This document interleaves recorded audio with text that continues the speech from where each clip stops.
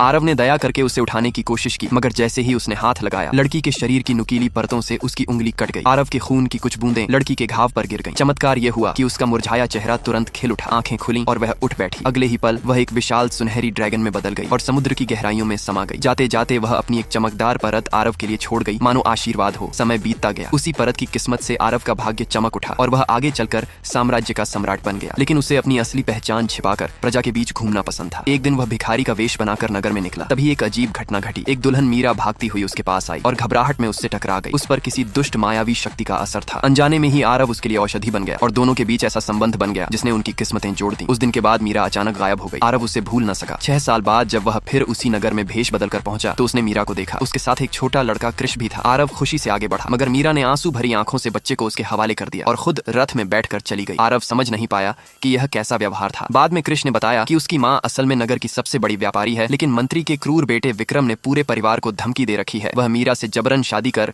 उसे अपनी दासी बनाना चाहता है। आरव यह सुनते ही क्रोध से भर उठा। भिखारी के कपड़ों में ही वह मीरा के घर जा पहुंचा। वहां मीरा के पिता धनराज उसे जबरन समझा रहे थे कि विक्रम से विवाह कर लेना ही भलाई है। मीरा मना करती रही, मगर कोई उसकी सुनने वाला न था। तभी आरव वहां पहुंच गया। विक्रम ने उसे देखकर मजाक उड़ाया। तो यही है तेरा आशिक, एक भिखारी। उसने आरव के सामने मिठाई फेंकते हुए कहा, खा ले और यहाँ से भाग जा, तभी जान बचेगी। आरव ने मुस्कुराते हुए मिठाई जमीन पर रख दी और शांत स्वर में बोला, तुझे शायद अंदाजा नहीं कि तू किससे बात कर रहा है। घमंड में चूर विक्रम ने अपने सैनिकों को आदेश दिया कि इस भिखारी को मार डाला जाए। तभी नगर का उच्च अधिकारी जयदेव वहां पहुंचा। उसने आरव को देखते ही घुटनों के बल गिरकर कहा, महाराज आप यहाँ इस वेश में? ये सुनते ही सबके होश उड़ गए। विक्रम हक्का बक्का रह गया।